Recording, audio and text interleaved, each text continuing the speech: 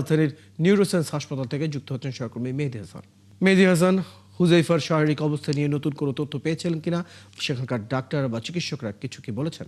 আপনি জানেন যে গতকাল রাত 10:45 টেকনাফ সীমান্তে যে 9 বছরের শিশু হুজাইফা মাথায় গুলিবিদ্ধ হয় মিয়ানমার ইস্যুতে, তাকে চট্টগ্রাম মেডিকেল কলেজ হাসপাতালে প্রথমে ভর্তি করা হয় এবং সেখানে তার শারীরিক পরিস্থিতি অবনতি হলে সিদ্ধান্ত নেওয়া হয় যে তাকে ঢাকার জাতীয় নিউরোসায়েন্স হাসপাতালে নেওয়া হবে এবং সেখানে তাকে ঢাকা নিউরোসায়েন্স হাসপাতালে আনা হয়েছে। আমি সবশেষ যেটি জানতে পেরেছি যে সে এখন লাইফ সাপোর্টে আইসিইউতে আছে এবং সকালে ডাক্তারদের একটা মেডিকেল টিম তাকে দেখতে গিয়েছিল। ডাক্তাররা যেটা বলেছে যে তার চট্টগ্রামে মেডিকেল কলেজ হাসপাতালে যে সিটি স্ক্যান করা হয়েছে এবং আজকে যেটা সিটি স্ক্যান করা হবে, এই দুইটা সিটি স্ক্যানের রেজাল্টের বা ফলাফলের পার্থক্য দেখবে।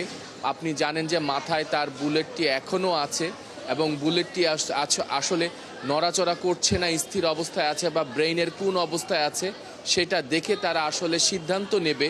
এবং আমরা যতদূর জানতে পেরেছি যে নতুন করে আরেকটি মেডিকেল বোর্ড গঠন করা হবে এবং সেখানেই সিদ্ধান্তটা নেওয়া হবে যে তার অপারেশনটা আসলে করা যাবে কি করা যাবে না।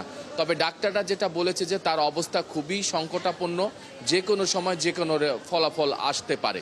রয়েল মেহেদী হাসান, খবরাখবর রাখতে থাকুন। দর্শক, আমাদের সাথে আমাদের সহকর্মী মেহেদী হাসান যুক্ত ছিলেন, যে রাজধানীর নিউরোসায়েন্স হাসপাতাল থেকে জানাচ্ছেন হুজাইফার শারীরিক পরিস্থিতির সর্বশেষ খবরাখবর।